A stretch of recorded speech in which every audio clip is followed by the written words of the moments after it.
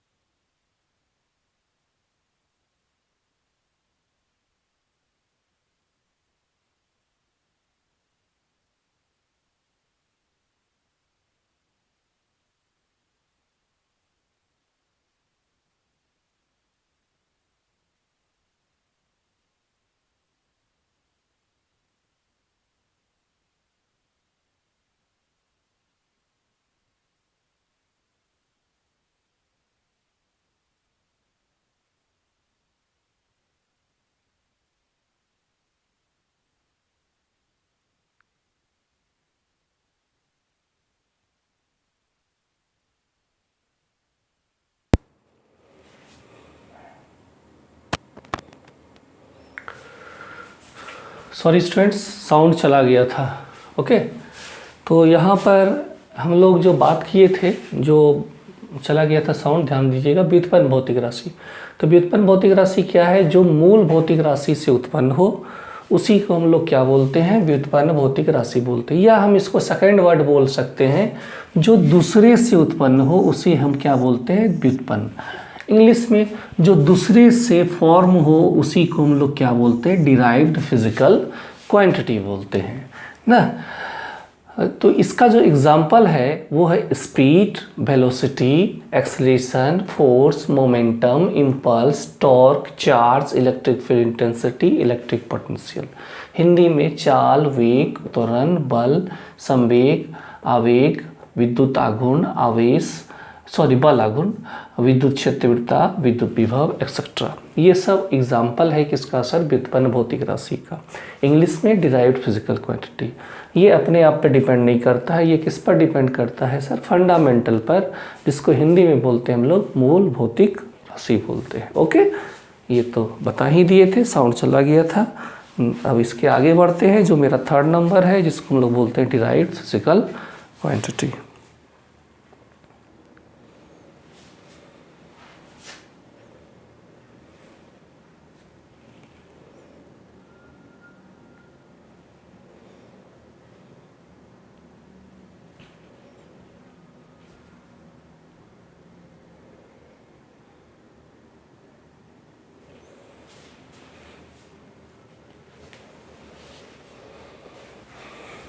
चलिए, अब हम लोग पूरक भौतिक राशि, जिसको इंग्लिश में बोलते हैं हम लोग सप्लीमेंट्री फिजिकल क्वांटिटी।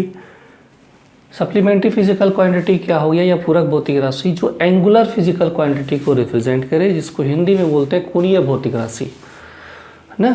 जो एंगुलर फिजिकल क्वांटिटी को रिप्रेजेंट करे वही क्या है? Supplementary physical quantity. हिंदी में अगर बात करें तो जो कोणीय भौतिक राशि को दर्शाए वही क्या हो गया? मेरा पूरक भौतिक राशि।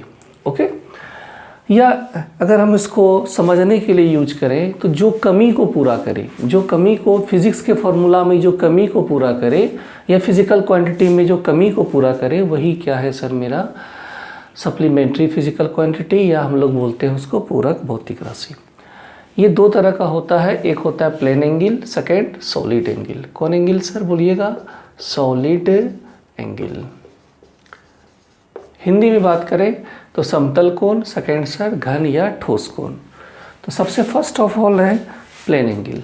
तो प्लेन एंगल क्या हो गया? किसी प्लेन सरफेस पर जो कोई पार्टिकल किसी सेंटर को मान करके जो एंगल बनाएगा सरकमफ्रेंस पर चल करके, वही क्या होगा सर? मेरा प्लेन एंगल कहलाएगा।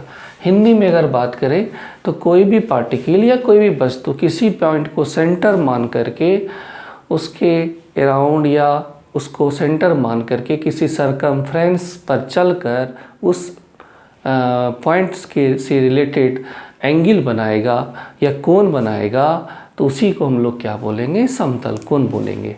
चलिए, जैसे कि मान लीजिए कोई पार्टिकल है किसी वृत्त पर या किसी चल रहा है, किसी सर्किल पर वो चल रहा है और वो किसी उसके सरकमफ्रेंस पे चल करके मान लीजिए इतना एंगल बनाया। ओके, मान लीजिए कितना एंगल बनाया सर? Delta theta. ठीक है, और यहाँ मान लीजिए कितना डिस्टेंस ट्रेवल किया? डेल्टा एस, या हम लोग लिख सकते हैं डेल्टा एल। ये बराबर है बीच में, बहुत लोग डेल्टा एल लिखते हैं, बहुत लोग डेल्टा एस लिखते हैं। ये बीच में क्या हो गया सर? रेडियस क्या हो गया सर? आर। तो प्लेन एंगल का जो फॉर्मूला होता है delta theta equal to delta L या डेल्टा एस बाय आर ना। ये हुआ, इसका मतलब plane angle equal to arc by radius. Hindi में अगर बात करें तो समतल कोण बराबर चाप बटे क्या हो जाएगा सर? त्रिज्या हो जाएगा ना। तो ये अब देखिए, मान लीजिए ये मेरा था, अब मान लीजिए कोई बड़ा एंगल बना रहा है, यही पार्टिकल है, छोटा एंगल बनाया था, अब मान लीजिए बड़ा एंगल बना रहा है। तो ये डेल्टा दो जगह यूज होता है, कहीं कहीं बहुत स्मॉल में भी और कहीं कहीं चेंजेस वैल्यू में भी हम लोग इसको यूज करते हैं। डेल्टा की जगह बहुत लोग डी भी यूज करते हैं। ओके सर, अब मान लीजिए बड़ा एंगल है तो ये क्या हो जाएगा सर? थीटा, ये आर, ये क्या सर एस या क्या सर एल। आप इस बुक इसके बारे में देखिए, बहुत टीचर लगभग यही पढ़ाते हैं, तो आप टेंशन मत लीजिएगा, कोई टेंशन लेने का ज़रूरत नहीं है। ये भी 100% करेक्ट, ये भी, क्योंकि हम जो भी बताएंगे 100% जब रहेगा तभी बताएंगे, अदरवाइज हम बताने वाले नहीं। हम कोई गलत पॉइंट बता दिए वो आपके दिमाग में हर दिन बैठा हुआ रहे, 100% कन्फर्म रहिए। ये आपका एक बुक आता है SBPT साहित्य भवन का फिजिक्स, उसमें इस तरह से दिया हुआ है। तो हम बहुत सारे बुक को स्टडी किए हैं, तो उस आधार पे आपको हम बताते हैं। तो इसके लिए जो फॉर्मूला हो जाएगा theta equal to L by क्या सर आर। एल की जगह हम लोग क्या यूज कर सकते हैं, एस यूज कर सकते हैं। This formula for this figure, this formula for this figure. Okay, अब बात आता है किसका सर, ठोस या कौन angle sir, solid angle. English में क्या बोलते हैं हम लोग, सॉलिड एंगल। कोई भी क्लोज सरफेस ना, कोई भी क्लोज सरफेस होगा, बंद सतह होगा, उसके मान लीजिए उस सरफेस पर कोई पार्ट्स, छोटा सा एरिया लिए, वो जो किसी पॉइंट को सेंटर मान करके या उस किसी पॉइंट से एंगल जो बनाएगा, कोण जो बनाएगा, वही क्या कहलाएगा सर, क्या कहलाएगा, सॉलिड एंगल कहलाएगा। मान लीजिए कोई स्फेयर है, गोला, ये वृत्त था और ये क्या है सर, मेरा गोला है। ये गोला किसी भी तरह, ये क्लोज सरफेस किसी भी तरह का हो सकता है। जनरली देखिएगा बहुत टीचर लोग ऐसे करके बताते हैं, ये क्लोज सरफेस तो गोला भी हो सकता है, बेलन भी हो सकता है ना, आपका इंग्लिश में बात करें तो स्फेयर भी हो सकता है, सिलेंड्रिकल भी हो सकता है। तो ये सिलेंड्रिकल नहीं है, सिलेंड्रिकल बेलन जैसे ये है, तो बेलन भी हो, सिलेंड्रिकल भी हो सकता है। तो वो उतना टेंशन लेना नहीं, क्लोज सरफेस के बारे में सर बात कर रहे हैं। चलिए मान लीजिए यहाँ पे एक छोटा सा हम सरफेस लिए, तो ये मान लीजिए इसका कोई पॉइंट मान लिए सेंटर, तो ये जो एंगल बनाया यही कौन एंगल होगा सर, मेरा कौन एंगल होगा, बोलिएगा सॉलिड एंगल। तो सॉलिड एंगल को हम लोग दिखाते हैं किससे सर, ओमेगा से। और यहाँ छोटा सा एंगल लिए हैं तो ये क्या सर, डेल्टा ओमेगा। और ये छोटा सा एरिया मान लीजिए क्या सर, डेल्टा ए, और ये क्या हो जाएगा आर ना। तो जैसे कि यहाँ डेल्टा थीटा था, तो यहाँ फॉर्मूला हो जाएगा मेरा delta omega equal to delta A by क्या सर, मेरा आर ना। तो इसका ये मेरा ए है यहाँ पर, तो इसका मतलब है solid angle equal to small area, कौन area, small area by radius. ये रेडियस की जगह हम लोग डिस्टेंस भी लिख सकते हैं, कोई दिक्कत नहीं है, ठीक है। अब मान लीजिए कोई ये फॉर्मूला हुआ, ये सेंटर मेरा सर ओ। अब मान लीजिए बहुत बड़ा स्फेयर है और स्फेयर का कोई बड़ा सा पार्ट्स है, कौन पार्ट्स है सर, बड़ा सा, ये आपका SPPT में मिल जाएगा, ठीक है। तो ये इस जनरल टीचर यही बताते हैं, ठीक है, ध्यान देना है। तो ये मान लीजिए इसका जो एरिया अब होगा वो बड़ा एरिया है, तो ये सिर्फ ए लिखेंगे, यहाँ मेरा क्या सर ओमेगा, ये मेरा क्या सर रेडियस। तो इस फिगर के लिए जो मेरा फॉर्मूला तैयार होगा, ए बाय क्या सर, सॉरी आर नहीं आर स्क्वायर होगा, यहाँ पे क्या होगा सर, आर नहीं आर स्क्वायर होगा। तो फॉर्मूला क्या बना, solid angle equal to delta A by R square ना, solid angle equal to A by R square, area by radius का स्क्वायर। ओके, तो ध्यान से इसको लिखिए।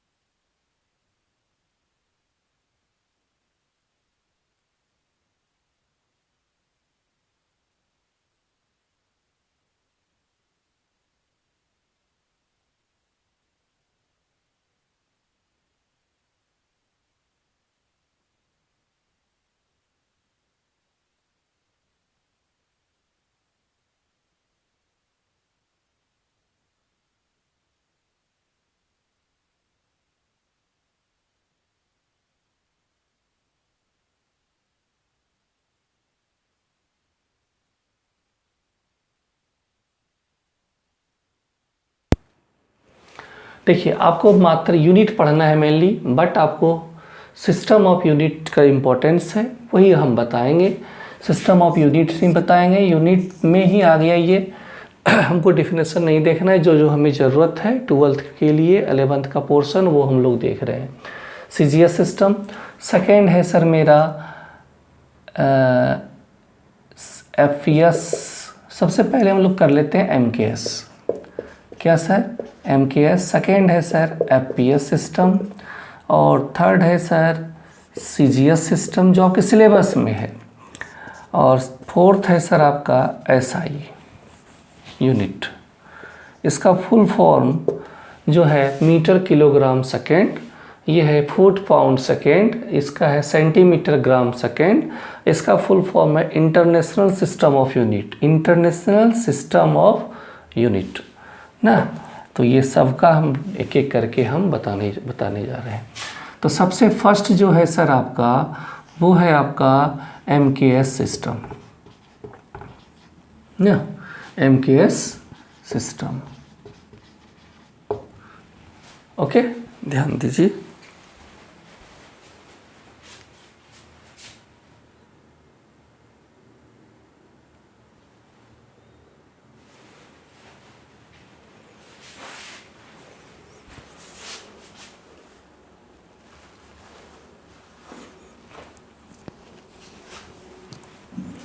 सबसे फर्स्ट क्या है? MKS system.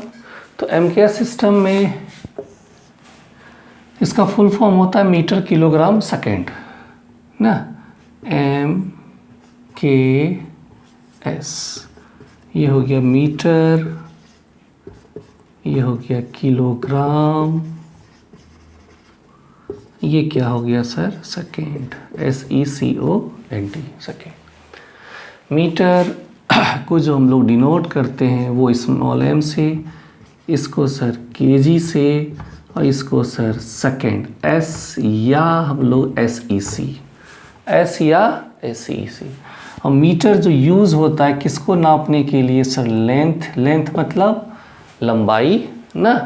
किलोग्राम जो मेजर यूज करते हैं हम लोग सर किसको मेजर करने के लिए सर? मास, जिसको हम लोग हिंदी में क्या बोलते हैं? द्रव्यमान। और सेकेंड जो हम लोग यूज करते हैं किसके लिए सर जी? बोलिएगा टाइम के लिए। ओके, सेकेंड जो मेरा है वो है मेरा सर CGS सिस्टम, इसको हिंदी में बोलते हैं CGS पद्धति या निकाय भी बोलते हैं। ओके, ये तीन को ही मेजर करे, जैसे ये लेंथ मास टाइम को मेजर कर रहा था, ये भी लेंथ मास और टाइम को मेजर करेगा। लेंथ मतलब लंबाई, दूसरा सर द्रव्यमान का, सॉरी मास का द्रव्यमान, और टाइम का सर समय। ओके, तो चलिए सर CGS, इसका फुल फॉर्म हो गया सर सेंटीमीटर ग्राम, और ये सर सेकेंड CMGS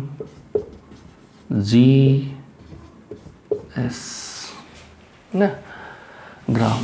बहुत जगह आप देखिएगा कि GM भी लिखा हुआ रहता है, बहुत जगह।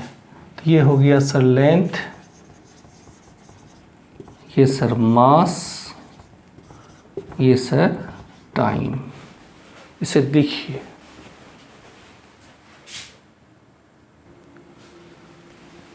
आज इतने तक रहने दीजिए, धीरे धीरे हम लोग लॉन्ग वीडियो में जाएंगे। इसे आप लिख लीजिएगा, फिर हम लोग कल देखते हैं इसके आगे।